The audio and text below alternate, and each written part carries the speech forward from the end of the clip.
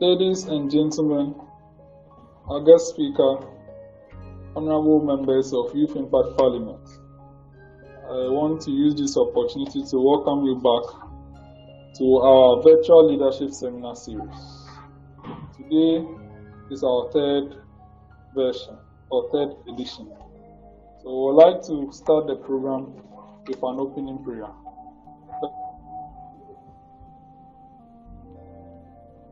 Let's pray. We seek thee to look with favor upon this Youth Impact Parliament. Grant that it may perform its high duty as in thy sight. Give divine guidance, clarity, insight, and eloquence to our guest speaker and host, that they may deliver and make this virtual leadership seminar a memorable and resourceful one to our personal development and capacity building. We commit into your hands all participants that they may understand and adopt all that will be taught today. Bless the efforts of those who struggle to make this vision a living reality. Inspire and strengthen our members that they may give time, thought, and sacrifice to speed the day of the coming beauty of this Youth Impact Parliament, Volta region, and Ghana. Amen. Our guest speaker, ladies and gentlemen, I can see online our guest speaker himself, Cecil Akakpo, Cletus, William, Elijah Kanladi, Benedita Jeke, and Leo Jima. For the start, I want to welcome you all for joining the live section, and all our viewers who will be watching the production after the session has ended. I want us to move on to the welcome address. Mr. Guest Speaker, honorable members, and fellow participants, it is an honor for me to host this memorable event once again as your speaker of this Youth Impact Parliament. This youth organization is focused on impacting its members positively and significantly. This occasion is assiduously promoting the vision of this Parliament. The theme for today's leadership seminar, and third of its kind in the history of this house, is positioning the youth for greater future responsibilities through leadership training. And this topic will be handled by no other person than our guest speaker, Mr. Julius Kwame Anthony, the First Secretary, an esteemed young leader with notable records in youth leadership. He has quite a number of followership within the student space, and he is destined to become a great leader in Ghana's political space. I hereby wish, and on behalf of the leadership of the House, humbly welcome all participants, and most especially our guest speaker, to our third virtual leadership seminar. Thank you all, and welcome once again. I will now move on to introduce our guest speaker. Honorable members, Mr. Julius Kwame Anthony is a young leader with adequate and impressive experience in leadership and politics. Mr. Julius Anthony had his secondary school education at Keta Senior High School from 2013 to 2016. Then after, he proceeded in admission to study finance in the University of Ghana in 2015. In his quest to impact lives within the tertiary space, he served in various leadership positions. From 2016 to 2017, he served as the clerk to the following student legislative chambers: the Elizabeth Sey Hall Senate and the Business House Common Room of the University of Ghana. From 2017 to 2018, he was a member of the University of Ghana SRC Public Relations Committee. From 2018 to 2019, he was the Deputy Public Relations Officer to the University of Ghana Students' Representative Council. He also became the Speaker of the Business House JCR, also the chairman of the Executive Council of the Business House JCR of University of Ghana. In 2019, Mr. Julius Anthony proceeded to file as presidential candidate for the office of the President of the Students' Representative Council of the University of Ghana. However, he lost to his opponent. In 2020, he proceeded to contest for the office of the General Secretary of the National Union of Ghana Students, NUGS. He won and he became the 54th General Secretary of the National Union of Ghana Students under the leadership of Emmanuel Yadom's administration. In his current position, he is virtually the second most powerful student leader in Ghana. Since then, Mr. Julius Anthony has facilitated a number of radio programs, TV interviews, and other leadership training programs. Our guest speaker is an icon within the student fraternity, noted and duly recognized within the national space as well. He succeeded in a number of advocacy as General Secretary. Notable among them is the admittance of the 499 law students and many more that he would also outline during his presentation. Honorable members, I humbly introduce to you all Mr. Julius Kwame Anthony, your guest speaker.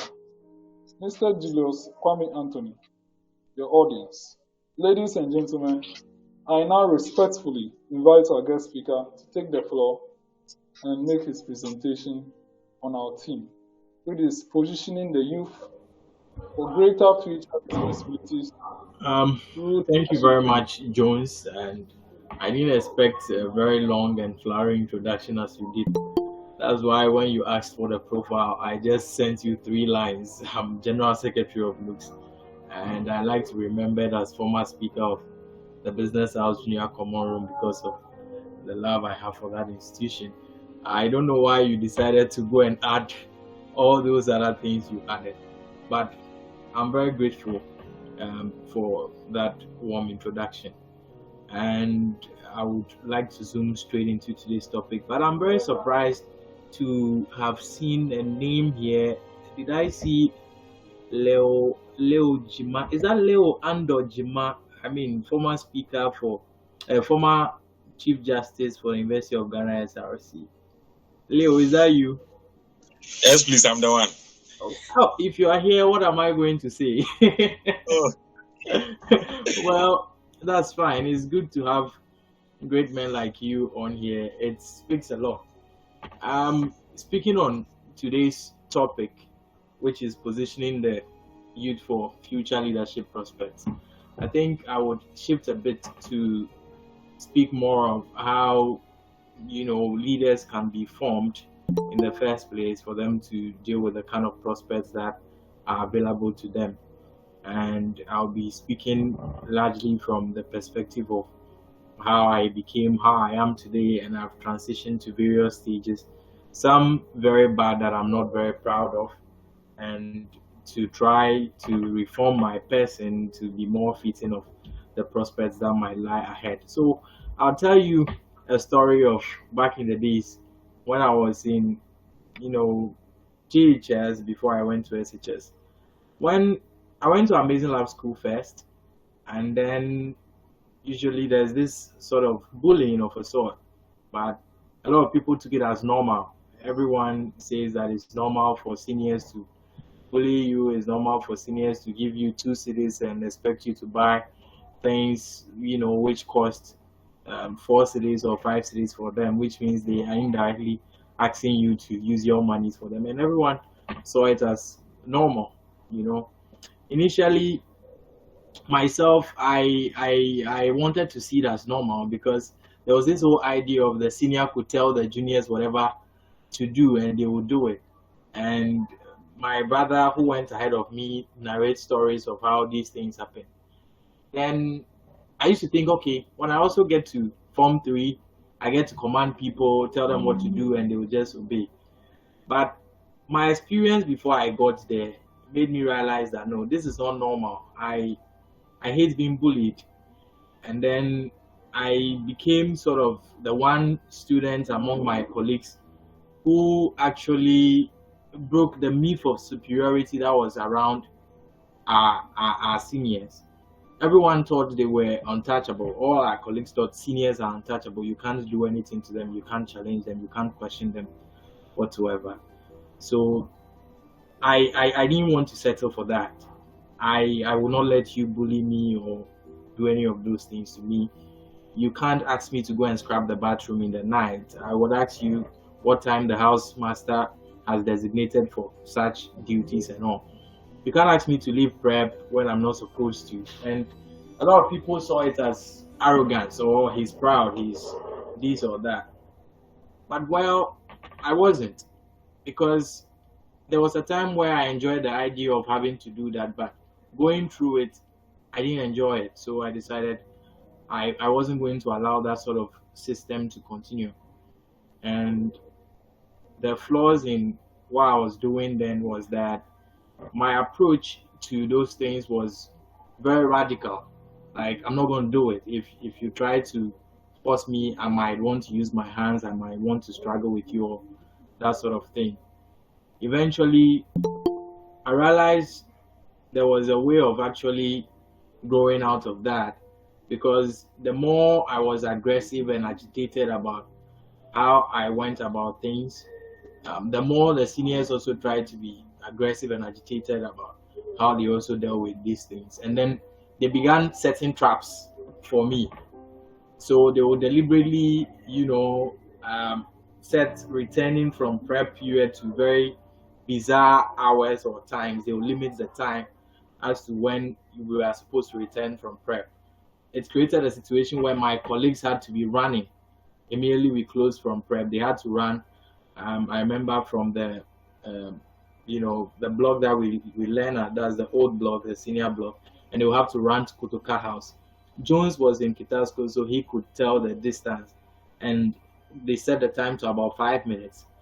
I realized that what that approach did was that it was making my other colleagues, which I thought that if I was being a leader of a resistance, sort of, I'll be fighting for them and myself. It was making them suffer. They all have to run because a certain Julius Anthony doesn't want to have cool heads with the seniors, And eventually, the people I claimed I was fighting for were also trying to ostracize me of a sort. They couldn't relate with the idea of me, always being the one who causes all the troubles. But I thought I was doing the right things. So there was that level of radicalism in me, and I think that the circumstances around that time, forced it into me. The point I'm trying to make with this story is that there's a certain conception that there are people who are born natural leaders. I think there's no such thing. Circumstances just, develop people into leaders. And it takes those who are very courageous to embrace, the kind of leadership calling that the circumstances, put on them. So that's the essence of courage in leadership, to stand up to people when you feel the circumstances are wrong, regardless of whether or not people would follow you. Then there's an element we could look at from the story I told earlier, that sometimes you must leave space to be tolerant and accommodate other people's behaviors. There was no way I expected that I could show up in Kotoka House and all of a sudden make everybody just change and think the way I do, that you are not supposed to bully, you are not supposed to make juniors do the kind of works you give them at awkward times and all that. That if I went very radical about it, they'll respond in ways that could make other people even suffer. So it taught me a great deal of tolerance within that period, that I must learn to even tolerate certain bad behaviors of other people, and at best try to talk them out of it. But could I have talked my seniors out of what they were doing? No. I couldn't have, because they felt I was not in a place to even challenge their opinions in the first place. But could I prevent my own colleagues from doing that when we became seniors? Because the whole fuss about getting to Form 3, in Kotoka House and even in other houses by then was about being able to tell juniors what to do and all. So when we got to Form 3, I decided there was a better way of showing the way. I had a lot of school children in Keta School. Having a school father and school mother and all those things was a big deal, because if your school father is house captain, the likelihood that you'll be house captain is also very high. If the school prefect, the likelihood that will happen is also very high. So it was a big deal in Keta School. And most people make their school children, daughters, school sons and all, do washings for them and all that. But I decided to go the other way around. My school son was Israel, and I'd rather wash his things early to make him early, for any of those other things. So he was barely in trouble with the other seniors who like to bully and all that. What he created in Kotoka House was a situation where if you were a bully, the juniors don't even want to associate with you. So it made me got a lot of, school sons in Kotoka House. They were willing to associate themselves with me more than the other seniors. And it brought me to the realization that people are humans, and no matter how bad they are, they could change if only someone leads the way. So that brings us to the concept of leading by showing examples. So if I was also there,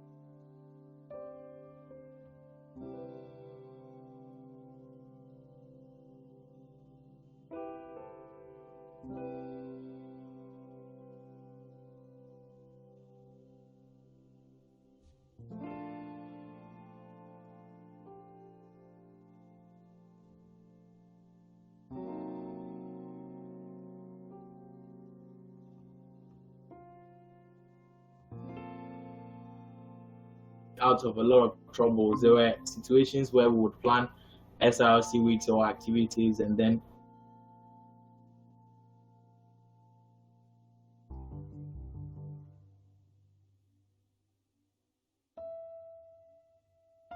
tempers. So eventually some students were actually, I think, deboardinized, some were dismissed and all for going against orders of the school and all. And I would have been one of them if not because of, the calmer people I had around me.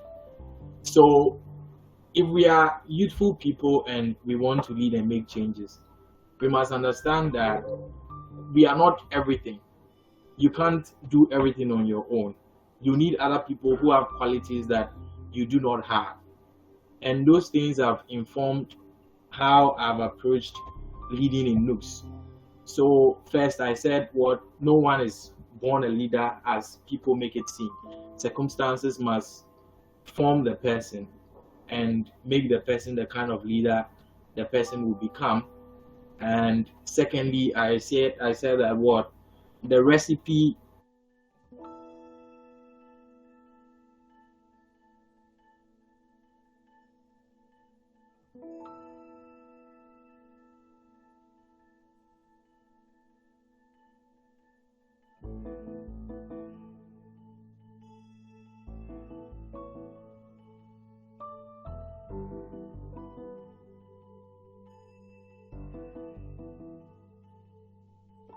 very fluent. I don't know if that is entirely true, but that's why a lot of people want to involve me in, leadership activities.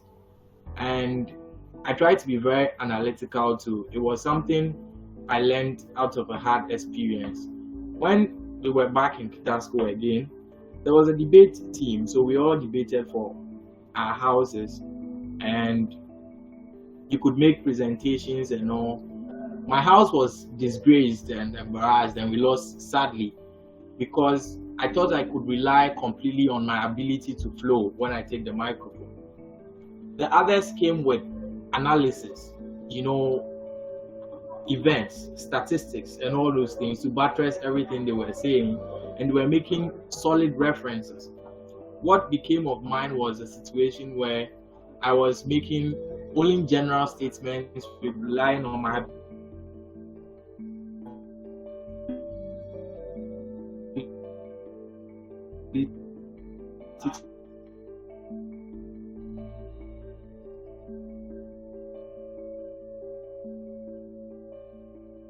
to speed past the time and all, and what we were saying, we didn't have the right facts to buttress what we were saying, so it looks more of speculations and all those things. So to lead as a young person, I think you need records. You need to trace what other people were doing or what other people have done to be able to map out what you are supposed to do. And Fogan Kunu decided he was going to bring me close to himself, project citizen. We'll go to communities one by one and then would identify problems in those communities.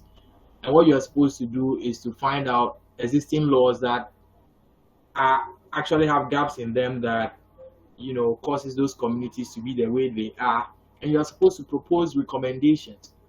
So anyone who has encountered how I speak anytime I'm given the opportunity would attest to one fact that I try to make several references, several factual analysis of situations.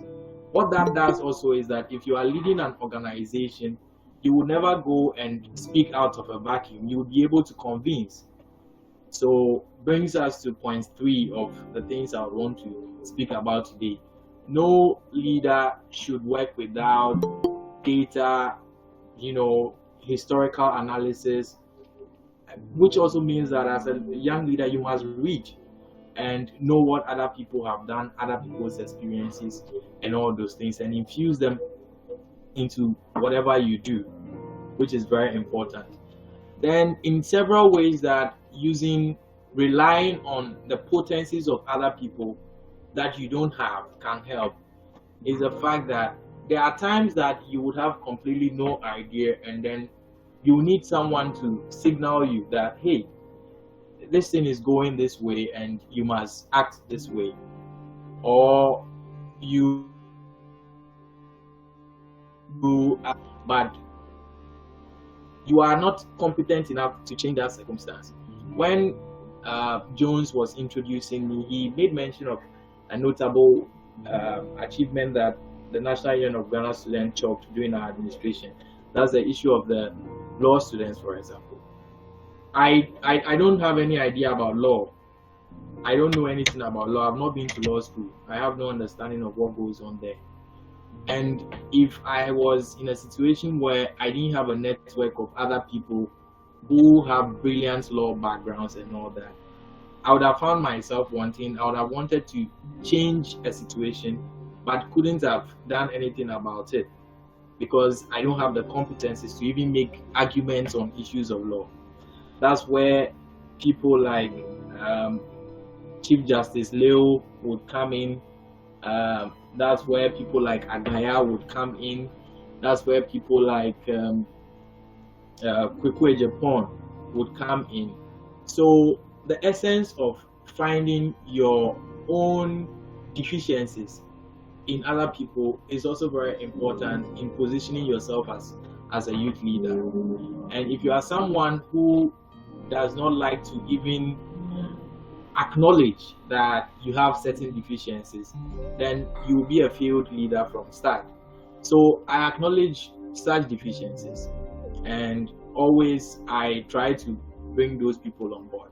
Then, to be well positioned to lead, you must be someone who does, should I say, self-evaluation. Self-evaluation is also very important in leading. If you are going about your leadership of activities, whether you have a position or not, you must have some people that always tell you the truth. What happens, especially if youthful people find themselves in leadership, is that everyone who benefits from their kind of leadership, whether moral benefits, that's the mere idea of being associated with this particular youth leader, or probably financial because you help them and all those things. All those people who benefit from you will be unable to tell you the truth. They wouldn't tell you if you are going wrong or anything. So as an individual, you must set for yourself either key performance indicators or character checks all the time. And all the time you must take those character checks. I can be impulsive sometimes as a person. I think of something and immediately I'm up to doing it. So I have friends that, okay, it's their job to just check my worst impulses. And it comes with a certain admittance of the fact that you are bad when it comes to this. And anyone who does not admit that first will not even put measures in place to check it. And also another problem with acting on impulse is that other people may not behave in ways that you expect them to behave. So if you are impulsive, you do things that within the next 5 seconds you regret. So all the time, if you put your key performance indicators and character checks down, you must put temperament checks, all that, how you react to things, also in place when you want to successfully lead. And all those things are things that I try to practicalize, you know. So moving from all that I've said to our present circumstances as a country and as a people who want to grow, either in academia, either in business, and whatever. What I've realized about our generation is a situation where no one actually wants to speak, which means that we lack a lot of courageous people. Okay, we lack a lot of courageous people who would see something as wrong and just say they want to change it, regardless of who is there, regardless of who is watching, regardless of who is not watching, even if there's any reward for it. We have an educational system which is struggling. We have student support systems which are struggling. But who dares to speak about any of those things? There's nobody. So if we want to position ourselves as leaders, does it start from a certain idea that some people were born to lead us? No. It starts from a certain idea that given the circumstances that we are in, someone needs to talk about, situation A or situation B to make it better. And when it comes to talking about it, we may have people who go in excess, who act in excess. Some people who want to cause a aluta to bring change, but they would go overboard. We need those people with the right temperaments to calm those people down, and know when it is time for dialogue and when it is not. So, in the recent circumstances that we faced, when it came to the evacuation of our friends from Ukraine, for example, I learned a great deal from the situations we faced. There was this instance where, we had one of our guys who just came from Ukraine, very emotionally attached to the situation and how his friends are suffering up there. And then we have me and my other colleagues who blew the alarm about the whole situation in Ukraine and why we have to evacuate. And then we held several meetings ahead of that. If you look at the individual I'm speaking about, he's very radical about his approach. He would go on radio or TV and you see him launch full-scale attack on Ministry of Foreign Affairs for not doing the best about the situation to rescue students and all. And that's exactly the kind of person I would be if I were in his shoes. But why was this situation different? This situation was different because I was informed about the situation. I was there in some of the meetings and realized how deficient our approaches were. We have situations where people are locked up in a certain city and then the city is blocked. There's no entry or exit. So even if you want the minister to do something, there's absolutely nothing he could do. So that comes with a situation of having to, first of all, appraise situations before you act. So if you are a young leader and then there are situations you have to deal with and you don't do the right appraisals to be sure of what the situations on the ground are, you make several mistakes. You would make utterances you are not supposed to make. You will fault people you are not supposed to fault and all that. And there's also this issue of, having others to check, which I've rightly mentioned earlier. If we were not there, to check on these other colleagues that I was talking about, we have continued to do this. So what happened was that we brought him to the other situation room meetings that we had, and we allowed him to deal with the problems himself. We made all the others who are abroad to speak out their problems and the challenges they are facing there, and then we all proffer solutions. We discovered rather surprisingly that he could not proffer any solution that could work instantly. He was giving assurances of, funding which will get to the guys immediately. He was giving assurances of provision of bars which will move the guys out of the place immediately and all. And they asked him, now that we have all this, how do we do it? It would shock you that we got out of that meeting, he couldn't provide any solution at all. So there's that issue of followers not appreciating what leaders are doing too, that as a young leader you will deal with. You'll be doing things and those on the periphery do not know what exactly you are doing and they do not appreciate it. Would you give up on what you are doing because people do not appreciate it, or you keep doing what you are doing in the circumstance of this guy? And if you are a smart leader, you would identify some of those your critics and bring them closer, like the way we did for this particular gentleman. So a smart leader must also be willing to bring other people together, especially those who are their critics. If people who criticize you and speak against you are the ones that you sort of act hostile towards and cut out of your circle, you make a very terrible mistake, because they may have a certain leverage somewhere. They may have audience who keep listening to them, and they would make people think that you are actually doing nothing. So sometimes, at best, you must be willing to create space for such people within your ranks. Then another important thing about leading, especially if you are youth, is to create structures. You must be very structural about how you do things. But first of all, the people you are involving must understand what they are doing within the structures. That's why servant leadership in these circumstances will be very important. Now, if you're a servant leader, you would be someone who is willing to go down and demonstrate what it is you want your people to do. And as you do it, you are indirectly training people that would take over from you or fill the structures that you want that leadership to create. So you first go demonstrate what they are supposed to do. Then secondly, you create the structures and make them feel in those structures.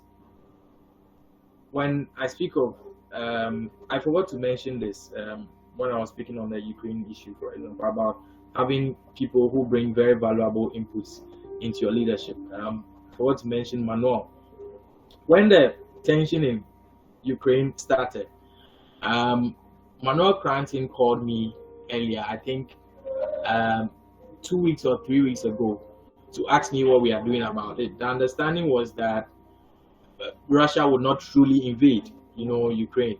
So there was no point for us to do anything. But Manuel is a media guy and he's always following activities.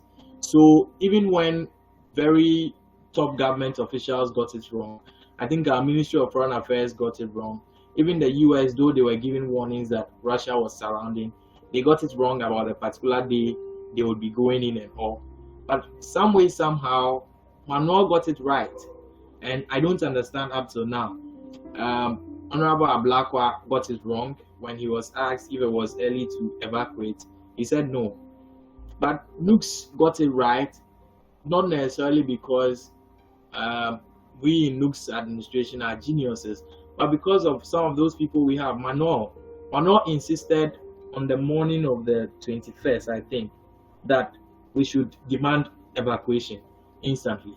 I still said no, it wouldn't be wise, my colleagues wouldn't sanction it. On the 22nd, he called again and insisted we should demand evacuation. And that was when you would see our statement go out asking for evacuation of the students. It was 18 hours after that the airstrikes began. So you see a lot of people giving us the credit, for doing something magical when government got it wrong, when the ranking member of Foreign Affairs got it wrong, we got it right. But truth is, was it us who got it right? No. It was Manuel Cranton who got it right, but no one gets to talk about him, you see.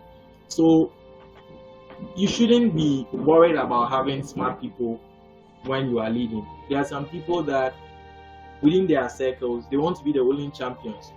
They cut everybody else out.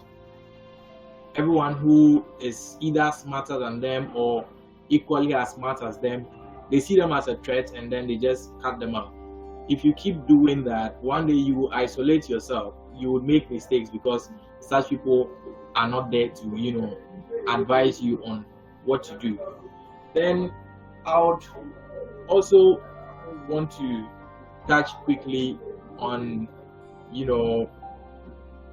willingness to sometimes lose. If you are a young person and then you are so fixated on the idea of always winning or being right, you would never be able to lead. There are situations where you must lose and just let things be. There are times that I wish certain things went my way, and I would be happy if things went my way every day. But the more you do that, you may attract hate for yourself.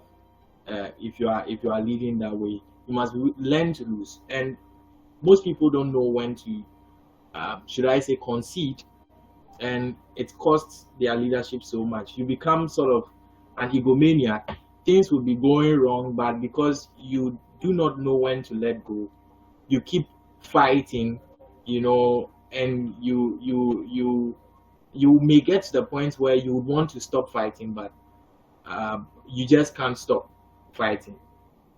When we started our NUGS administration, there are people who would, it was publicly evident that there were times where myself and my boss, the president, were not always on the same page. And I realized that generally what that was doing to our administration was that it was painting a perception of division out there. And that was because no one wanted to lose on anything. Everyone wanted their perspective of what kind of brand of NUGS they want to create, should look like. And most people mistake the issues of myself and YB to be either personal or partisan or something of the sort. The issues are not largely about that. The issues are about what YB's conception of NUGS looks like and what my conception of NUGS looks like. I have a conception that NUGS is a mouthpiece, an activist group, and must always be on top of almost every matter and contributing the intellectual perspective of things to it almost always. And YB's conception of what he wants his NUGS to look like is more about tangibles. YB wants to build a secretariat. So everything we get, YB will spend all of it on secretariat, for example.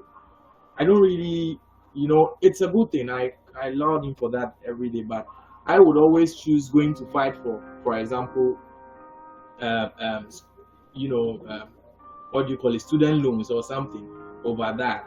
YB would want to create a different approach to solving the student loan system issue. For example, by introducing what do you call it, SIC Campus Secure, where he believes that the people who need student loans the most are the people who have either lost their parents or don't have guardians to pay the school fees for them and all those things.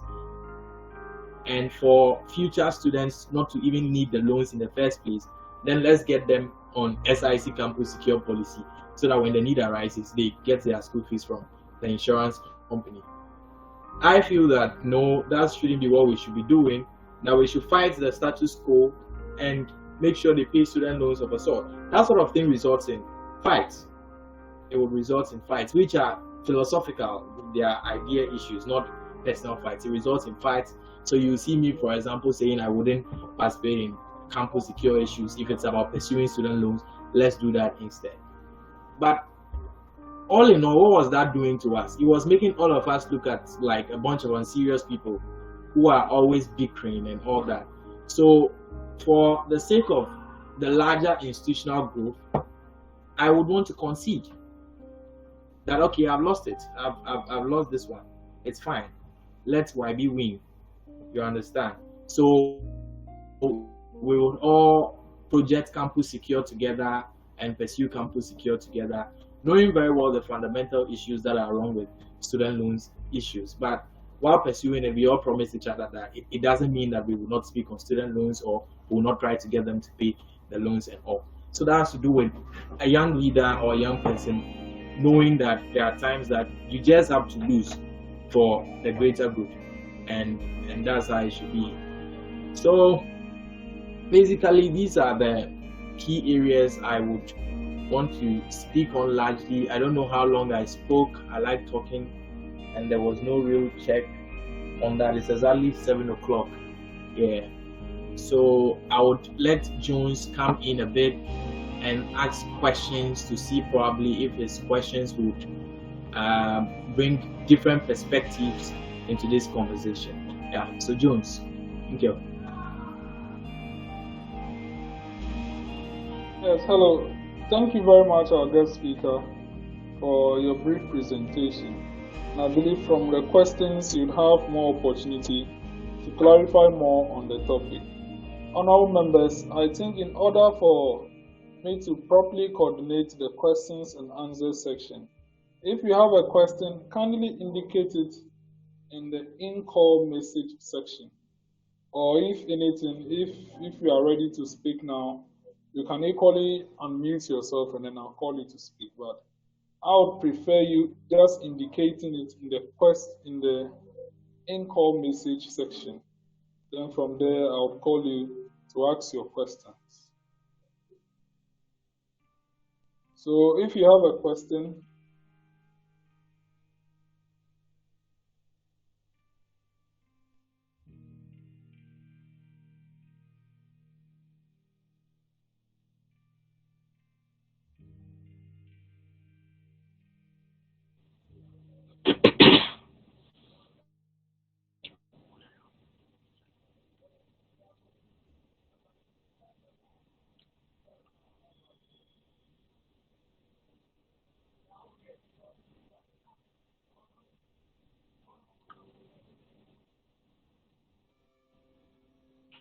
yeah, hello. If you have a question,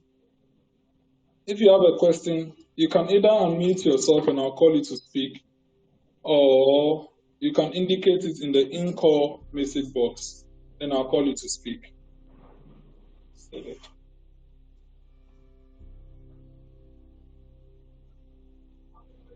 If no one has a question, let me kindly go ahead and then ask some of the questions I have. Mr. Guest Speaker, with respect to this topic, you can see that it is talking about positioning the youth for greater future responsibilities through leadership training. And in your presentation, you were using some University of Ghana terminologies like aluta and then all those. I would like you to explain to the House what those terminologies are and how UG as an institution and all its aspects have even groomed you to where you are so far. Thank you. Well, aluta simply means confusion, or or to bring a state of chaos of a sort. So it's more about demonstration, those sort of things. That's what aluta is largely about. So you realize that instead of dialogues and all, then students go haywire and don't want to listen to anyone. You probably see leaders, lead these demonstrations to try and force those who are supposed to take certain decisions to take decisions in a certain way. So that's aluta. And in addition to that, if you could talk about how your stay in UG, your education in UG has even groomed you to be the person you are, because you already spoke about the Keta School version. Can you talk about the UG one? All right. So when I came to UG, I think what happened was that some way, somehow, I liked the company of those who were ahead of me than the company of those who were my colleagues. It's something I say, it's something I always tell people, that if you want to go forward, then why not follow those who are ahead? So you see me being friends with people like Daniel Ano, Kwekwafu. You see me being friends with people like Maximiliano Seusu and all those. Those were the kind of people I was following, and those are people who are already JCR executive, prospects. I met them, most of them, before they got the positions, but you could just see that these are people who are heading in a certain direction, and that's what I was fond of doing, because of, I think, I know where I want to go, so probably that's why I was doing that. But I want to repeat, most importantly, that situations rather make you who you are. I think when I got to Elizabeth Sey, my flaw, I think I was told that the floor rep, he never shows up, unlike other floors. And by then I was self-motivated, actually, let me be honest. I'm told there used to be floor parties and stuff, and my floor wasn't getting some. So I wanted to get some for us. And then my roommates too were like, if you are the floor rep, then yes, you get to make those things happen. So I said I wanted to be, but they didn't give it to me. They rather made me the clerk of Senate instead of that. And that has already also trained my mind a lot. Because if you are clerk, you must literally know the standing orders and all those things. So I was forced to be reading more of our constitution, the constitution of Ghana, what it says and all, just so that I could also come and make arguments. Little did I know that by doing that, I was also shaping my communication skills and all, to be able to speak, to larger audience without any problem, be able to speak on any platform without any problem, and even to try and use my voice to change situations where I feel that things are not right. And I spoke about learning to accept defeat and knowing that you can't win all the time. I lost 2 elections in Legon, I lost as a JCR vice presidential aspirant in Elizabeth Sey, an election which I believe was fraudulent and all. I mean, after school, when we're done and there are no consequences, some of the people in the election confirmed that there were over 100 votes waiting for us before the election began. But knowing all those things, sometimes what fighting over JCR elections cause, and I've seen it twice, and I think those things are still in existence, is that it leaves the student institutions without leadership. So management has the advantage in all that. So at hall level, for example, there's tutorial board, which a student is supposed to represent. So if because of election students are fighting, they simply just disband the student aspect of everything and proceed without the student. So if you are someone who doesn't like to accept defeat, you plunge the institution into that situation. So I just accepted. And what other people do is probably take the school to court, and then they place an injunction on processes and nothing work. I just accepted. And the SRC election too happened. Everyone thought I was going to win until what happened at Sabah happened. There were other circumstances that contributed to our defeat, which are not necessarily about the rigging, but yes, I accepted it because prior to the election, I told myself there were possibilities of losing.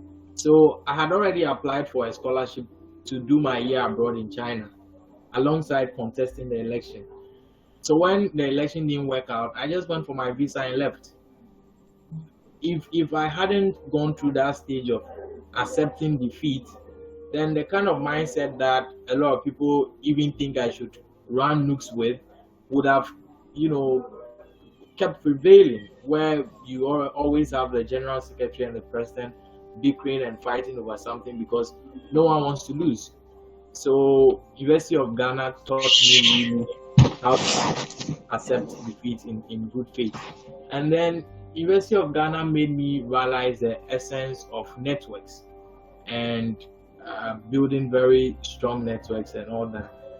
Back in level 100, I met a friend, Prince Akantokdam, who has been very helpful to me in all these leadership journeys. I also made friends with Daniel. Daniel is like my manager.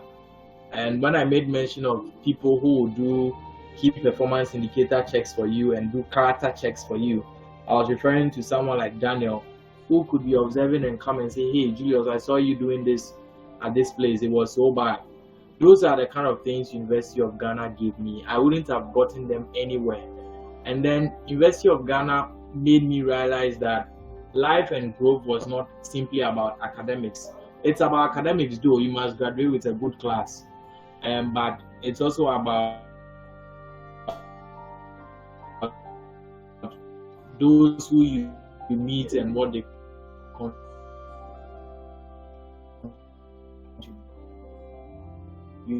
to your life and all those things.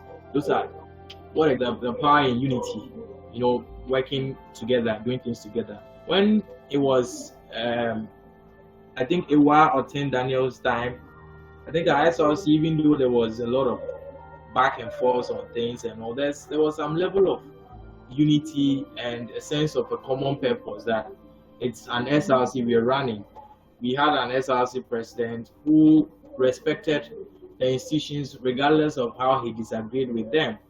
Even if there were things he does which were, disregard for the institutions, he does them in ways that do not publicly, derail the functions that those institutions were supposed to serve.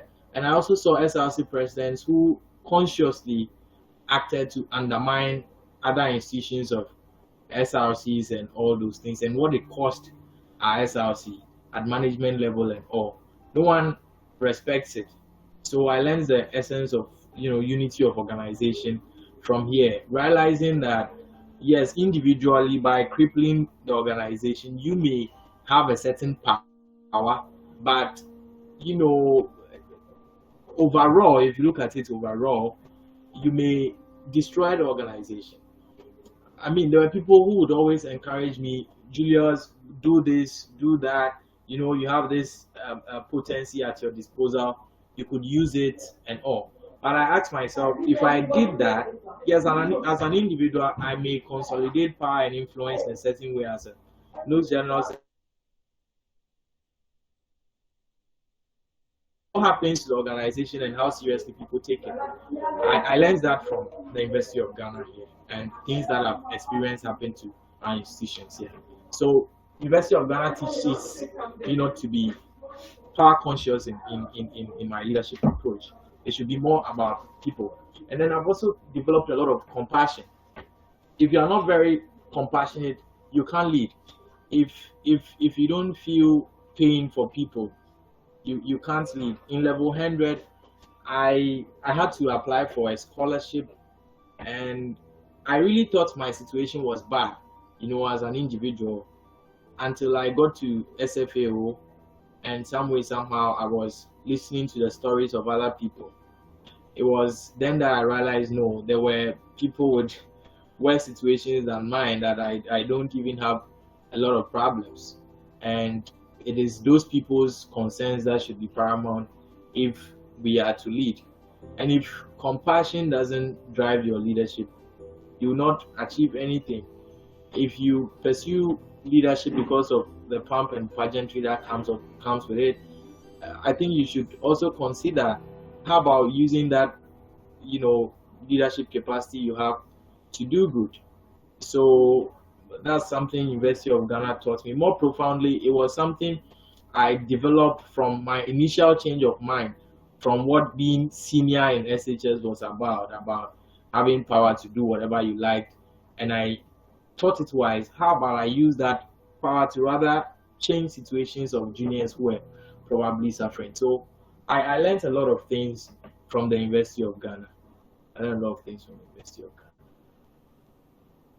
Thank you very much for answering my question. I'll move to Matthias. Yes, Mr. Matthias, kindly, yes, kindly ask your question. Thank you. Okay. Thank you very much. Good evening to you all. I've realized the very importance of this particular seminar and telling us how leadership is about and how you can manage situations when it comes to leadership. I have this issue, or I have these questions. You talk about passion. The leader must have passion to lead. A leader must have passion, and the passion is what will drive you to achieve. And I am looking at you as a leader. You are moving with a group of people, a team. You are a team leading. And when you realize some part of your team, they are not working well, they don't have that kind of passion that you, the leader, have. They don't see the things that you see. You have activities to put on. You are looking at, you carry the activities on your head. You realize that at the end of the day, if you are not able to, your activity plan, if you are not able to achieve A, B, C, D, it is not going to be something that will be good. But the other people don't bother. Remember, I said a leader is always in a team of other members who you have to move together. You are trying to encourage them to pick up the mantle and have that same passion that you have, but the people don't really consider. What do you do then? I would take you through a concept I've developed known as the hedge concept. I think we all know what a hedge is. Hedges are, I think we should all know what a hedge is. They cut them out to be leveled to the plants that hedge. How do you spell it? Let me. Hedge. Oh, okay. Hedge. Okay. Yes. Oh no, I wish I could put a picture of a hedge over there. Okay. Plants that they grow them together to look in a certain way, and then they cut them. All right. Cut them, right? Dress them together. Okay. You get the picture, right? Yes. So the hedge concept here is when you are leading as a group. What happens is that if you outgrow the group and the group doesn't grow with you, you'll be cut out. You see hedges, when one grows too far from the others, they cut it out to be leveled with the others. That's what happens if you are too ahead of your colleagues. And then you will try to bring them, to that level. You either make them grow to reach your level so that you are all moving together, or the what is more difficult to do, to sacrifice your speed so that you are all at the same level. But unlike a hedge, human beings can actually go forward and still draw back. That's the advantage of the human being over the hedge growing in group. So I'll give an example of going forward and still drawing back to deal with your people. When the law school incident happened, Mr. Jima is here. He would give testament to the circumstances that happened. I didn't have the support of my president. In fact, he issued disclaimers to the approaches I wanted to use, press conferences, petitioning parliament, and all those things. But I proceeded without him. What I tried to do so that we will be leveled, so that I will not be cut out and be seen as being alone, was convince my other colleagues such as David Hughes, Devereaux, Pius Theophilus Beidu, Ohima Bediakon, all the others to support me. And when we were done, we didn't parade ourselves as saviors of the students or anything, because we even had the support of NUGS, that's the National Association of Law Students. We had the support of the Ghana School of Law, SRC. We had the support of numerous people. I think the minority in parliament, led by Francis Osujevi and Honorable Roxanne Dapameko and all those people. So what we did was that when everything was successful, we made sure that it was more about NUGS than about us. And by doing that, we made the entire, in this case, the Hedge, that is all of us as group leaders, came together as one people so that we will not be ostracized. If we had created a situation where it was about those of us who were openly in the fight too much, they would have seen us, the others may see us as threats and be blocking other pursuits that we wanted to follow. So that's one way of bringing the others to the same level with you. You understand? Or withdrawing to come and join them. So you should consider at one point having to go ahead of them. You damn the consequences and make sure it was the right thing you are doing. And if it's the right thing you are doing, when the success comes, bring them to be part of that success. Going forward, they'll be a part of you. But if you act cowardly because they do not support you in the first instance and you shied away from taking any steps or anything, you've lost them. They will never even support you for any other thing again. Imagine the law school circumstance. Okay, YB said he didn't support the approach we were using. And YB was, skeptical because of circumstances I cannot mention on this platform. He didn't approach, and we all said, okay, we've called back into our shells, and he doesn't believe in our vision or our approach, so we can't do anything. He would never have supported us on any other thing, like Ukraine. He never have supported us on it, like the Achimota School incident. He never had supported us on it. You understand? So to bring people to the same level with you, sometimes you must step out and withdraw in success. If you step out and you fail, you understand? So you make sure that whatever it is that is pushing you to want to work without them and prove a point is not something that will end up being unsuccessful. Because if you're unsuccessful once, you don't inspire them to agree with you the next time. So the success of our fight for law students, for example, would inspire our colleagues to support us on other projects we wanted to do. And I saw that very evident in everything we were doing. Yeah. Did I answer your question? Hello. Yeah. Oh, okay. So I think you've answered it in a way, because bringing all of them at a level, some people in nature are just adamant to other things. For example, a team of 20, and let's say 2 people in a particular leadership role are not just performing. They are not, no matter what you do, they don't just respond. And as a leader, there are a lot in the head. Even as others are sleeping, you are thinking about how to make headways. As others are sleeping, you are thinking of how to communicate to each one of them to be in the same level with you. So I was thinking that sometimes if you are facing those situations, it is good for you to ignore and go ahead. When you, just as you said, when the achievement comes, they would all fall back, or you would include them. You step ahead and put the achievement on them, on all of them. So at that point, they will realize that if they don't even support, you can still make it without them. So and a lot of the people don't other like situations where people succeed without them. It's a natural human instinct that if you are in a group, the group members don't like your success to be about only you. So yes, you must succeed to bring them along. If you step outside and you don't succeed, forget about bringing them along.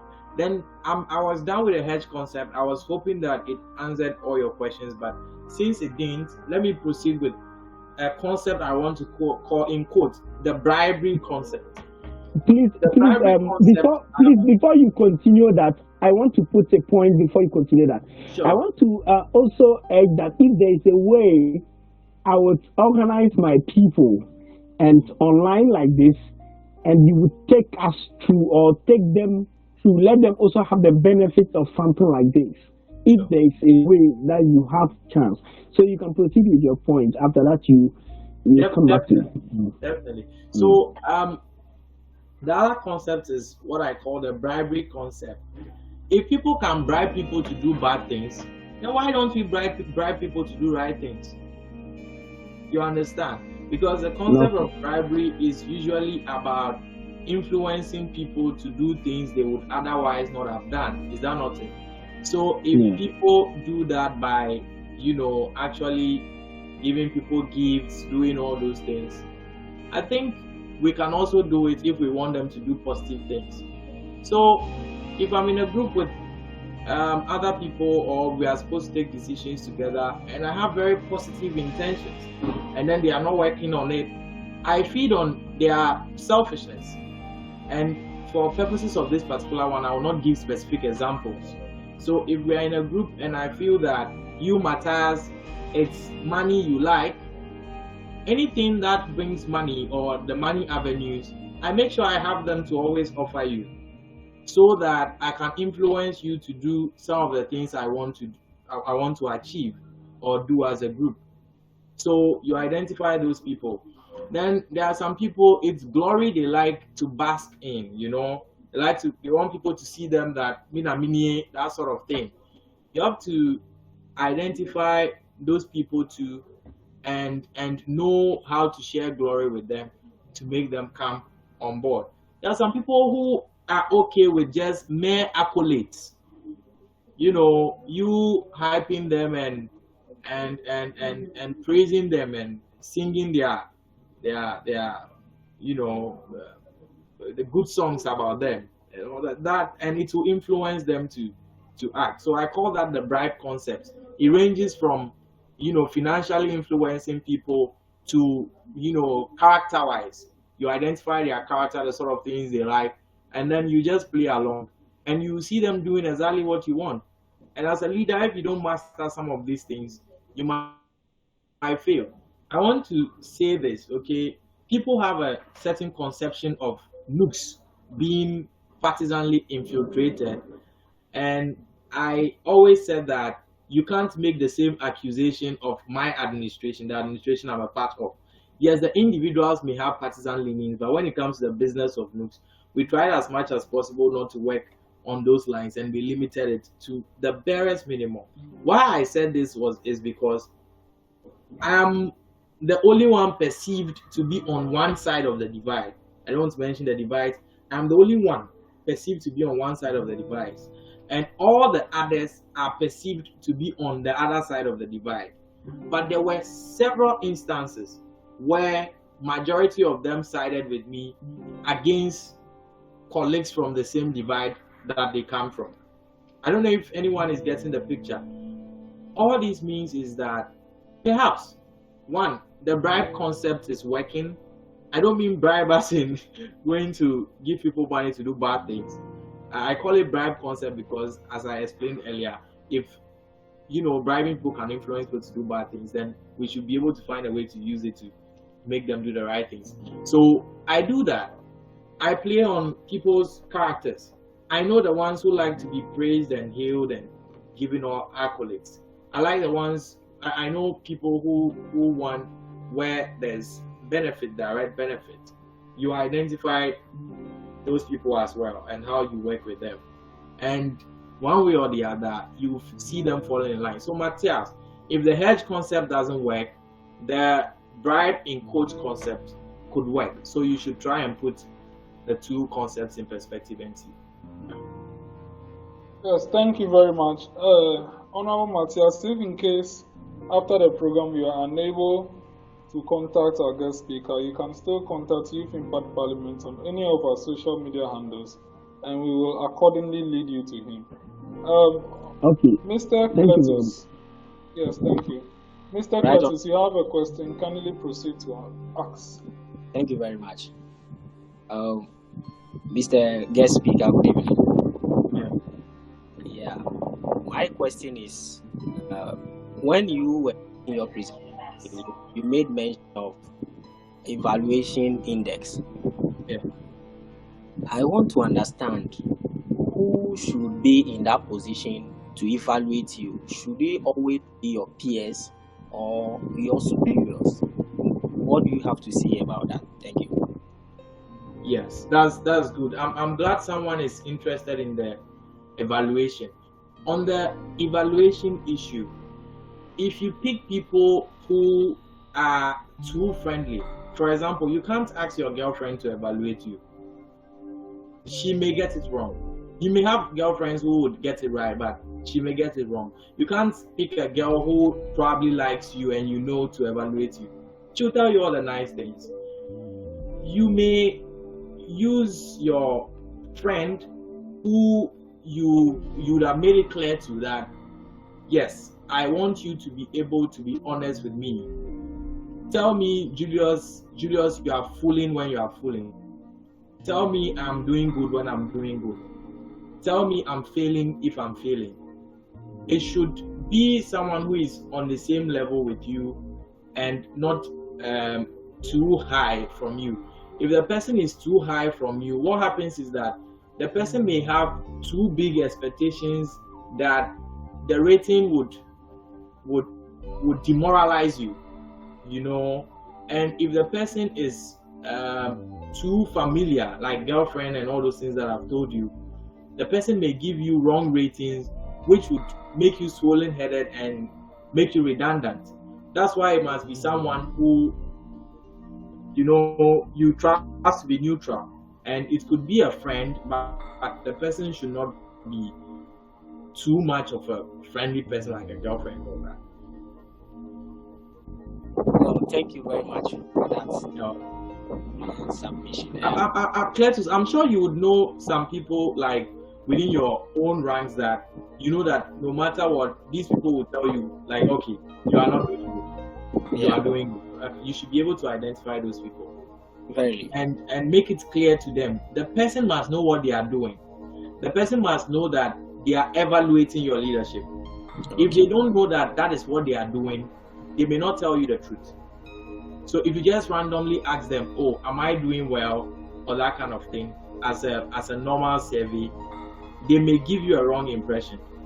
But if they know very well that what they are doing is business, is serious, they are telling you this to evaluate yourself, they will tell you the truth. Yeah. Thank you very much. My second question. Yeah.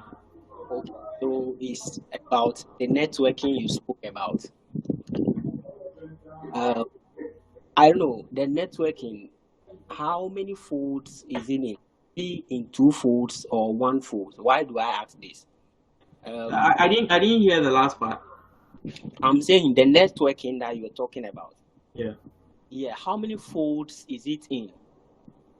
As in how many? Is it like networking with your peers and then also networking with your superiors? Okay. Yeah. And then why that? Hello. Okay. One particular thing, as I said, is that you have to have very good friends who are your peers. But it is most important to learn from those ahead of you who are more experienced than you. And you should always consult them and ask them questions. I mean, Leo will tell you that I'll call him randomly and ask him things about progress, next year's plan, what I want to do, and all those things to hear his input because he's far ahead of me. Daniel would tell you the same thing as well. There are some of your colleagues that you must maintain friendship with for purposes of tomorrow. We just don't leave. If someone becomes a medical doctor before you try to be his friend, he knows that probably it's because of the value he has to offer. Probably you want, off the consulting room consultations. That's why you want to befriend him. If someone becomes a lawyer before you are getting close to him, the person may have the impression that you want pro bono services at that point, which he would not give you. You understand? If someone is an engineer before, an architect before, you are now befriending the person feels that that's what you want, probably free site plans or building designs or something. How about you befriend the engineering students? How about you befriend the law students or the medical students? That's where your own colleagues matter. You strategically choose those people that you be friends with. Trust me, having friends is truly just like social media. You choose who is in the circle and who is not. And there are some friendships that are just circumstantially forced on you. Like you happen to be roommates with a person, and or those ones are different. But those, for purposes of network, you must be strategic. If by the time you are through a university, you don't have a law student friend, which when you are done with school will be proceeding to do their what do you call it, their professional law course or something, or you don't have a medical school friend who you would have left in school, they would have still been in school while you are done. So you don't have that one. Engineering, you have not done yourself good. Then also the reason why you need superiors is that there are just times that someone just needs to come through for you, to help you, to take you to the next level, to open doors for you. That's why you need friends who are just ahead of you. It doesn't matter their status, even if they are the president of Ghana. You just need people like that. And you must be deliberate about it, because they will give you guidance, And trust me, some of our politicians, you may know them publicly, you may have very bad public perceptions about them. But if you speak to them privately, you realize that there's no leader whose intentions are bad. So if it is good advice and all those things you need, you will definitely get it from those people in high profile. So you need some of them as well to help you. And sometimes you may just have financial needs. You can't just ask everybody, that you want to get to this other stage of your leadership, so you need help and all that. When I was running for NUGS General Secretary, those valuable friendships came in for me. I don't like the fact that Leo is on the call, though, because I've been mentioning him so much. He had to literally send me money. Leo, please don't leave. Oh, he has to literally send me money when I was running for NUGS office. There was a time I had to write letters and send it to those friends that I believe are very valuable friends that I've made over the years. I wrote the letter and I'll address it. So if it's Leo, I'll address it, dear Leo, and write that I needed money. And I sent it to all of them. And surprisingly, the ones that I myself identified as top priority friends, they responded. They responded, and it helped me a lot. And it gave me a lot of independence as an individual when I got into office. What ties down most of the leaders is the fact that politicians fund them and all those things. But I was funded by my friends into leadership. So I had a lot of independence in thinking and all. And that has also been some of the challenges that young leaders face. No independence in thinking. Those who are up there tell them strictly what to do, and then they just follow and all. So yes, that's the essence of network. It comes in handy even when you need finances to, further your leadership ambitions. Thank you very much. Welcome. Grateful. I'm grateful, Father Dixon. I'm grateful. Did he say Father Dixon or Anthony? I didn't hear that. Yeah. I think the tag is actually Father Anthony. I heard Dixon, so I needed you to clarify what to say. Okay. If there are any contributions or questions, you can kindly unmute yourself and speak. I think our guest speaker wants his good friend Leo to also have a token of the presentation. So if Leo is still online, I'm very sure if I could seek the leave of the guest speaker to invite him on floor to make his contributions as well.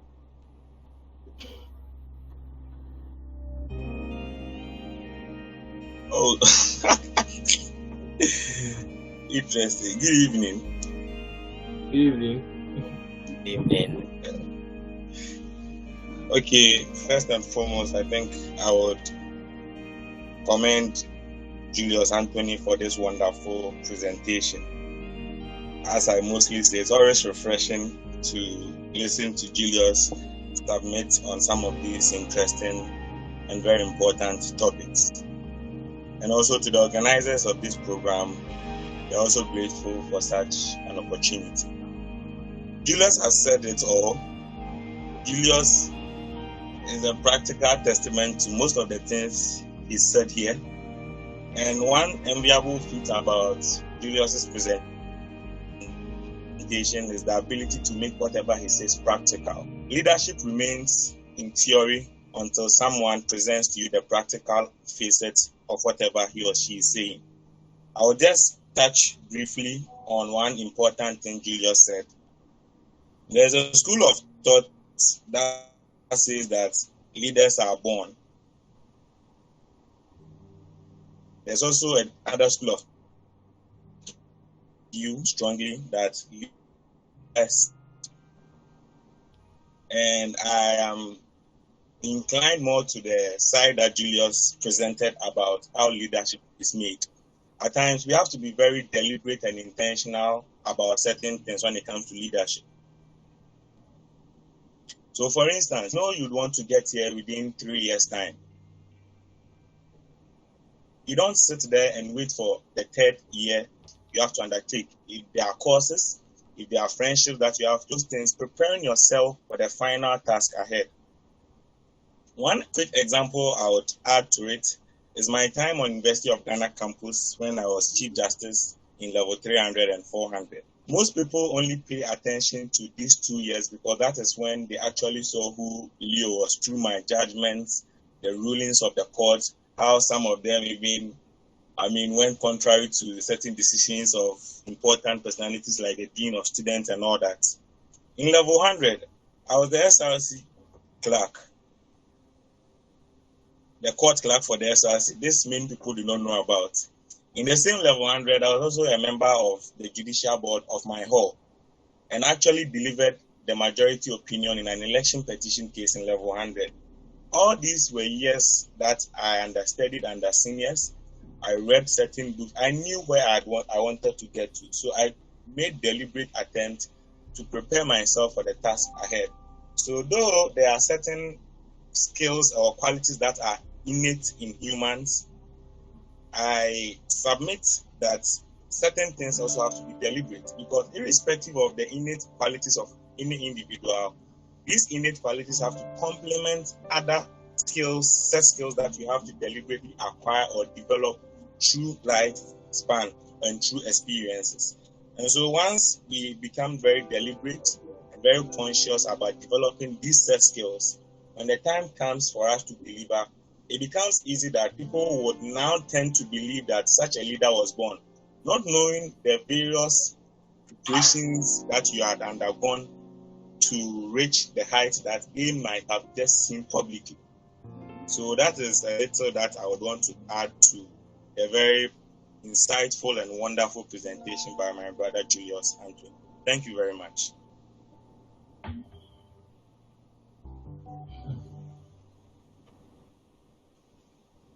Yes, thank you very much. I'm very sure Julius will also want to add a little to your contribution. Mr. Julius, you can.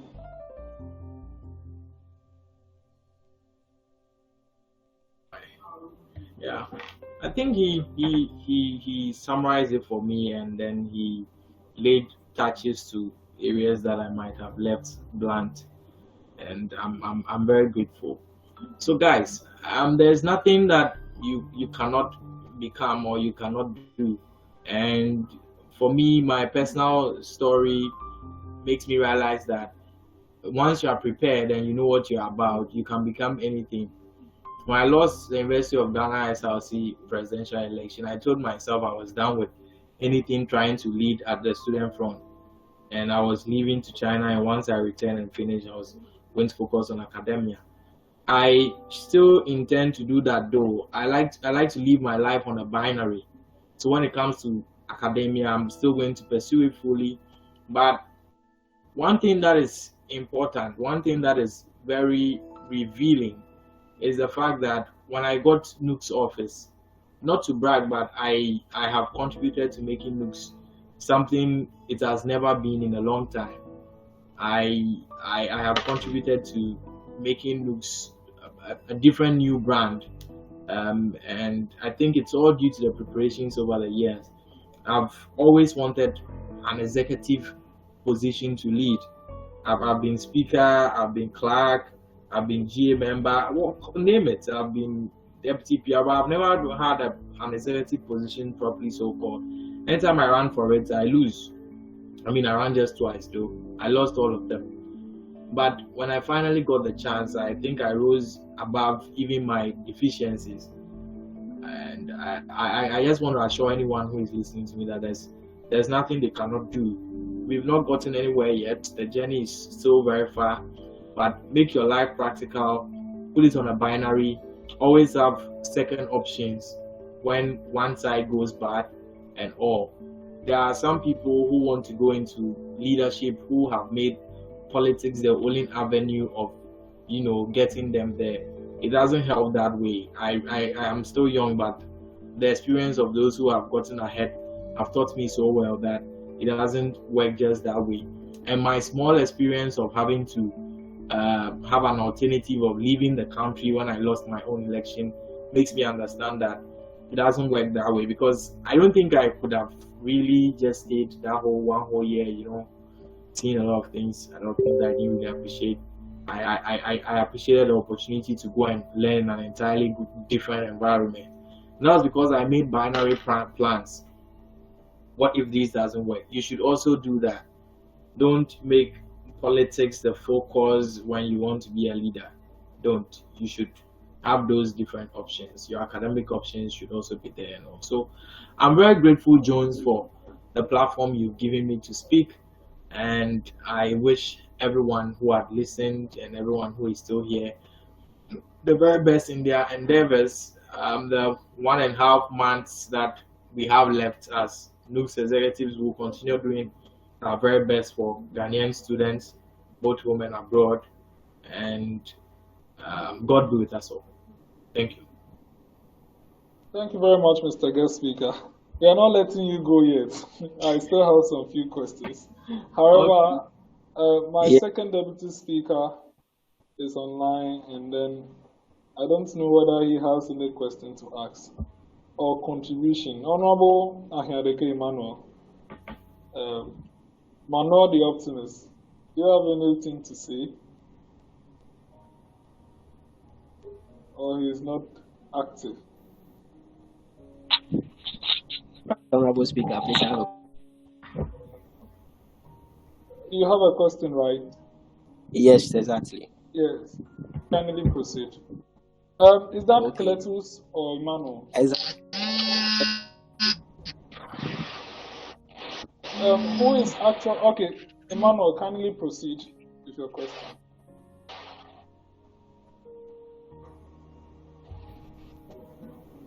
Thank you. Thank you, Vice Honorable. Any questions?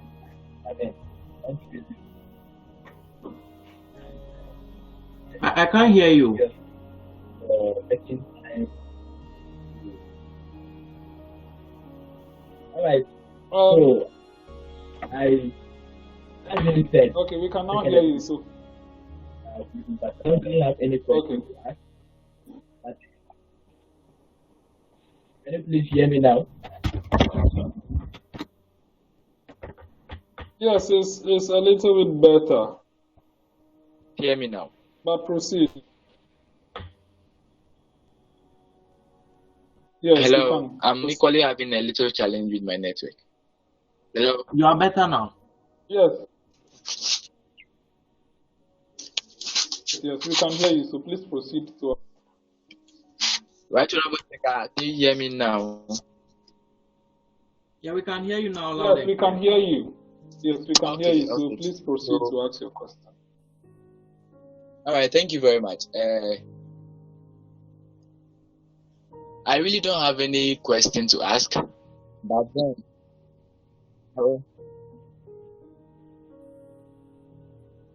I want to Yes, we just can hear use you. this opportunity to thank our guest speaker for making time with us. At least from his busy schedules, he has been able to get time and share what he's having with us. In fact, this seminar has been a wonderful one, and I've also learned a lot, which I'll add to my leadership skills. And I believe all participants here equally have taken something from today's presentation. Once again, God richly bless you, Mr. Julius, for making time with us out of your busy schedules. Thank you very much. Thank you very much too for making time out of your busy schedules to listen to me, and I'm glad that you guys are doing a very good job at the Youth Parliament. It's a good initiative. Thank you. Thank you very much. I think Matthew has a short contribution. Is it Cletus? Yes. Yes. I saw a message from Matthias. Cletus, you also have a contribution? No, a question, please. Okay. Please proceed with yours before we hear Matthew. But Okay, this is the last opportunity I have for you. my final question to the guest speaker. Yes. Okay,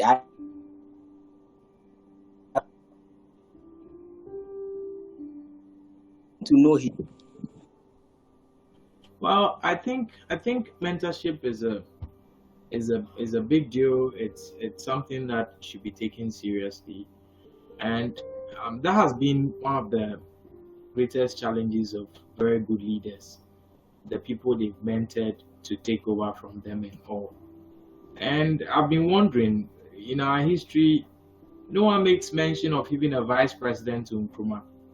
So I was wondering which people he was mentoring and how his CPP just collapsed, if he was someone who had very great ideologies and all.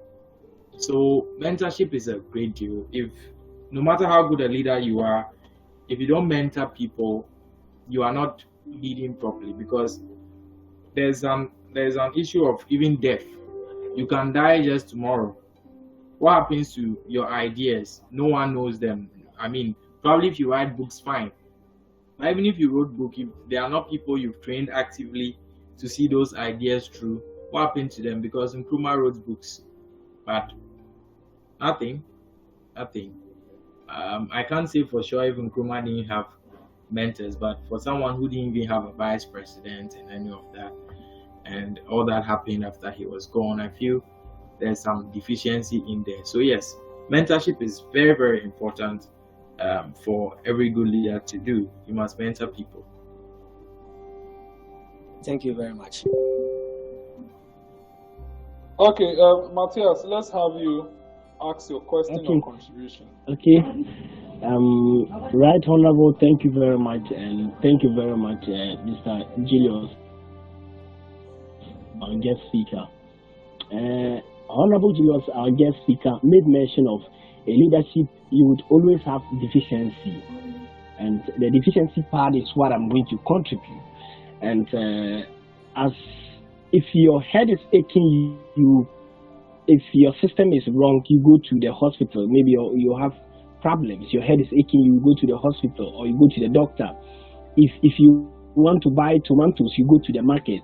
So I would say that as a leader, you don't know anything. Even though you must have your clear path, you must have your activities, that you must have your vision, that you have to plan towards it. But sometimes you have to consider in terms of decision making. As a leader, decision making is an integral part of you. And in order to make proper and accurate decisions, you need to sometimes consult. Yes, sometimes you know that this is how I should go about this particular issue. this is the decision I should make. But at least just give it the benefit of the doubt in order to consult people who have bypassed that particular lesson.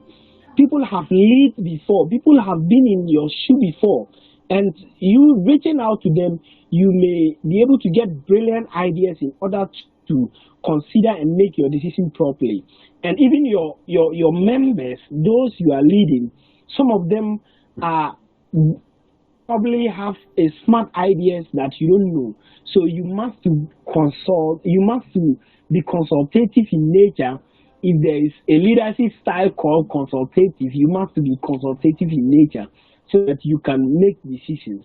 Because looking at, for example, let's say an expert in IT, you don't have IT knowledge. There are people who can work in that particular listen very well.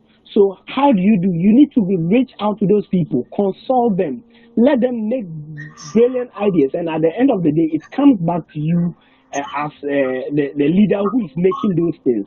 So I remember he was making mention of making friends who are lawyers, because he's not an expert in law, making friends who are probably medical students, because you may not be an expert in medicine, but when it comes to decision making, you must make a proper decision that you would leave not to regret them. So what do? You consult them, you put the problem before them and seek for their candid opinions, and you would realize how the different approaches they will bring. At the end of the day, you'll be able to pick out the best and it will help you. I think this is what I wanted to add up to this, the aspect of the deficiency. Yes, thank you very much. Yes, thank you very much, Mr. Matthias Awibe. Before I go to my question, I can see my minority chief whip in the house, minority chief whip of Youth Impact Parliament. I don't know if he has anything to say or contribution. If he has, he can unmute. If he does not have, I'll proceed to my final questions so that we can proceed to relieve our guest speaker and close the program. Honorable Godwin Kwashi, do you have anything to say? Mr. Speaker, actually, okay, good evening to my fellow audience on the platform. Actually, I don't have enough to say. I just want to thank our guest speaker for honoring upon the house to educate us on the topic. We really appreciate this time, and we wish that from time to time he will make himself available and educate us more on leadership. Thank you, Mr. Speaker. Thank you very much, Majority Chief Whip. I don't know whether the guest speaker has a response to that. If he does not, I'll proceed to ask my last two questions. I'm very grateful for the opportunity and welcome. Thank you. You can proceed. Thank you. Yes, thank you. So my last two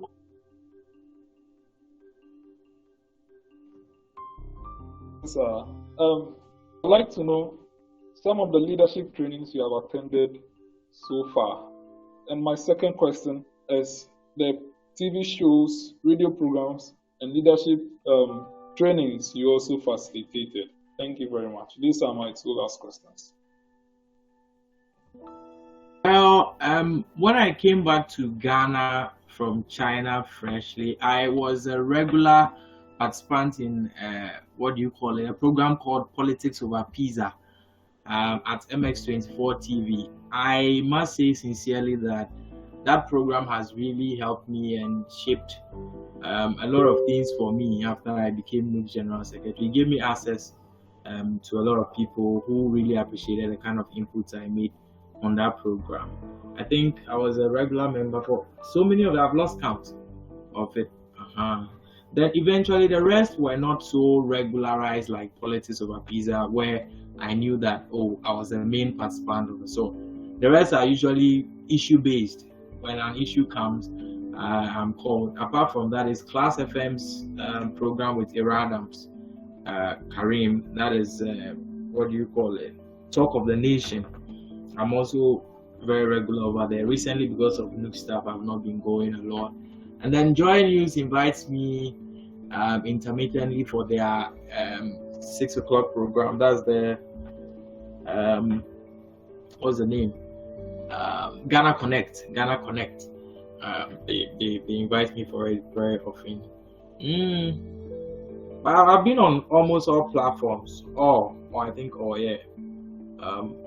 Joy News, Joy FM, TV3, Metro, on very different issues. So depending on the kind of issue and how it concerns student staff or that they will call, or maybe some issues they just want student perspective and they feel that I have some insight to offer, they will call me. But the most regular ones that are sort of formalized and arranged are the Politics Over Pizza on MX24, and then the one with Iradam, and that's on Class FM. Yeah.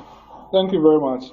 Before our guest speaker will give his closing remarks, I would like to also add my little contribution to today's topic. I believe in positioning the youth for greater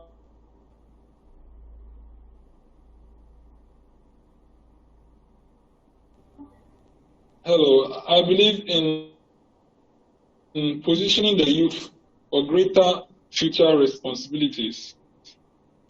It is very important that the youth create value for themselves. I do not believe if Mr. Julius Anthony had not created value for himself, we wouldn't even have a reason to call him to come. But it was because of the trainings that he has gone through and all the challenges that he learns from, and he has created value for himself. And I believe if we create value for ourselves, we stand out of the others. There will be a reason for us to be appointed or be elected to hold positions of bigger responsibility. Because I believe no one will give you the opportunity to build a house if you cannot build a hut, a very small living room, steam bar and hall. No one will give you a mansion to build if you cannot build a single room.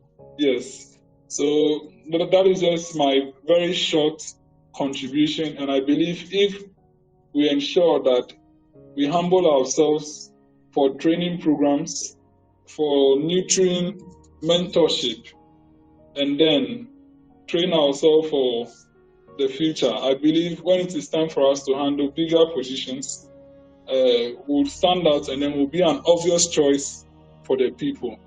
So I want to now call on our guest speaker to give his closing remarks for today's session. Thank you very much, Mr. Speaker. Mr. Speaker, I must say that the Youth Impact Parliament has been doing a very tremendous job under your able leadership. And I'm very grateful that people like yourself have taken it upon yourself to train other people and lead them to achieve greater prospects, position themselves very well for the leadership vacancies that may be available in our future.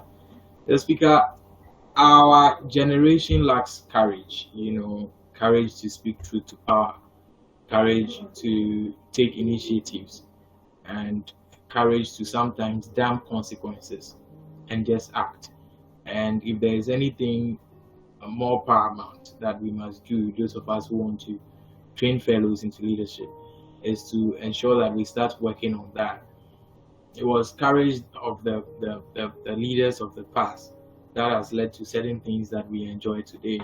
Sometimes when I look at student leaders say that they do not want to speak on issue A or B because politician C or D is watching and all that, I laugh and I cringe. The reason why I do that is because most of those things that are alien or are in bad conditions that they fail to speak about are the creation of these same people when they were in those capacities.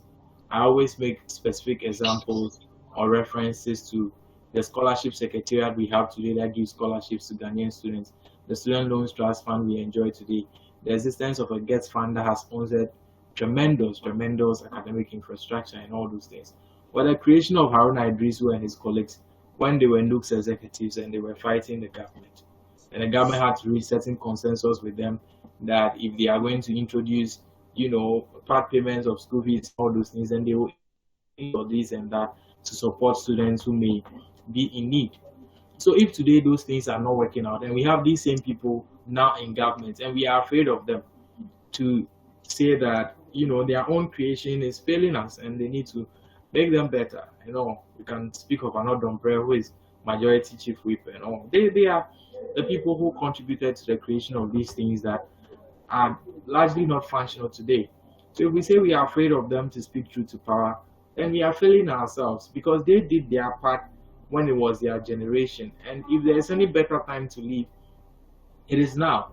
Because if they brought these things which have contributed to tremendous change in Ghana's education sector, specifically, and it is their time now at the higher roles, and much has not changed about our education system, that should tell you that they were in their best elements when they were us, when they were our age, when they were in the positions we have, and they are not in there are very better elements now. No criticism, but it's a reality. So if we transition from this stage without making these kind of contributions they made, and we get into the stage that they are now, that is telling that they would be worse off than they are, if history is anything to go by. So ladies and gentlemen, I encourage everyone who is listening to me to be courageous in whatever they do. Look at yourself as someone who is solving immediate problems. That's what defines a leader. That's why no one is born to lead. You develop out of the kind of problems you are solving. If you don't believe that, if you have any element of doubt in that, just look at Ukraine and what is happening. Volodymyr Zelensky was an entertainer. The last time I checked, the guy was using his penis to play piano. Today he is a president of Ukraine, a very strategic, country for the two poles, so long as this world is concerned. That's the Eastern Bloc and the Western Bloc. Very strategic nation, and he's leading very well, to the surprise of everybody. If someone had showed me that comedian who was, playing piano with his penis and told me that he would be president sometime in the past, I would have said no. Oh, come on, how would this guy be president? But the fact that he's president today already, before those videos are popping up, well, you've got to believe it. So we can be anything we want to be, so long as we put our minds to it, and we can be great leaders so long as we know that leadership is about solving problems and not being born leaders. Thank you very much, Mr. Speaker, and I wish everyone a very good evening. Thank you very much, our guest speaker, for availing yourself. I would now like to proceed to my closing remarks, and then from there I'll deliver the vote of thanks and closing prayer.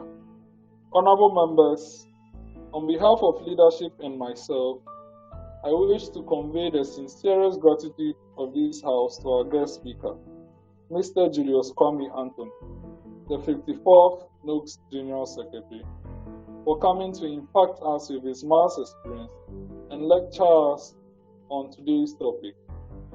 As a matter of fact, our program crashed with Mr. Julius Anthony's engagement with governments of Ghana in the safeguarding of Ghanaian students from Ukraine against the Russia-Ukraine war. He was actually preparing for our program yesterday in a consultative meeting with the Ministry of Foreign Affairs and Regional Integration. But unfortunately, our program could not hold yesterday because he was dealing with a matter of great public importance and also an importance to the student fraternity that I think is even a greater call than this program. Personally, to me, it is better for him to go to that situation room and ensure that a life is safe than for him to come and be speaking to us yesterday. So I want to assure him that I don't feel disappointed, neither does my house today. But we are happy that you undertook a matter of great public importance, and students out there are safe because of efforts of you and the entire NUGS executives working with the Ministry of Foreign Affairs and Regional Integration. God bless you for that.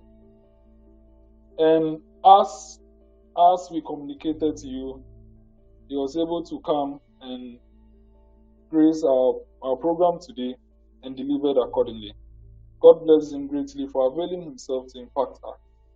I would also wish to appreciate the efforts of members who publicized this seminar and equally participated in it, most especially to our graphic designer, Mr. Dollar Gladstone. He is a youth MP and 8th USRC Public Relations Officer.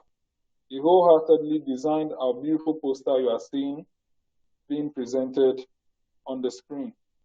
God bless you all. For the attention of the House and our participants, I hereby indulge you all to follow Youth Impact Parliament on Facebook, Instagram, Twitter, Telegram, and YouTube. Youth Impact Parliament is a youth organization recently established that creates the opportunity for youth to be groomed in leadership roles, public speaking, parliamentary business, social norms, and values. We are currently in our first parliamentary year since establishment. We held 3 pilot sittings last year and 3 regular sittings last year. On the 20th of February, we held our 4th parliamentary sitting, and we'll be having subsequent sittings after this. Ladies and gentlemen, I would like to inform the whole House that we have scheduled our 5th, it will be our 4th virtual leadership seminar, and we are hoping to have a member of the 8th Parliament of Ghana, in the person of the Honorable Peter Kwesi Nosukote, a member of Parliament for Akachin North constituency of the Republic of Ghana, to speak on the floor of this Parliament. He will be the first MP of Ghana's Parliament to speak to Youth Impact Parliament. And we are hoping to have him 9 days from now, it is Thursday, 10 March 2022, on this same Google Meet link or meeting room. Youth Impact Parliament is also open for support to the general public. All those who wish to support the Vichy can support us in kind or cash. You can contact me on 020-147-6896 to support us any way you wish. As of now, our membership is valid for participation in our programs and sittings. Hopefully at the right time, we'll introduce the other expected modalities as we see in other parliaments. Vote of thanks. Honorable members, at this juncture, I'd like to use the opportunity to thank the Almighty God for making this program a success. My second thanks goes to our guest speaker, Mr. Julius Kwame Anthony, for making time to facilitate our program for us and taking delight in it. Thank you, sir. I want to use this opportunity to also thank members who directly or indirectly contributed to the success of this program in terms of the organization and publicity. God bless you all. And my last thanks goes to all participants who have joined us this evening for this program. Congratulations to you all for availing yourself benefit directly, and also to our future viewers who would watch this video. We hope you will learn from it to improve yourselves, as that is what we seek. I'll now proceed to, it is time for us to close. Let's take the closing prayer. Almighty God, we humbly beseech thee to look with favor upon this youth impact parliament. Grant that it may perform its high duty as in thy sight. Give wisdom and understanding to all those who have participated in this seminar, that they may proceed to implement all they have heard and learned, which will result in their personal development and possibly for them to hold greater future responsibilities and do it as expected and overwhelming. We commit into the hands our third guest speaker in the name of Mr. Julius Kwame Anthony. Bless him that he may go far and possibly become one of our national icons. Bless the efforts of those who struggle to make this vision a living reality. Inspire and strengthen our people, that they may give time, thought, and sacrifice to speed the day of the coming beauty of youth at Parliament, Volta region, Ghana. Amen. God bless you all and have a good night. I'm Jones Amegashie-Viglo, your host, Speaker of Youth in Parliament. Thank you and have a nice day.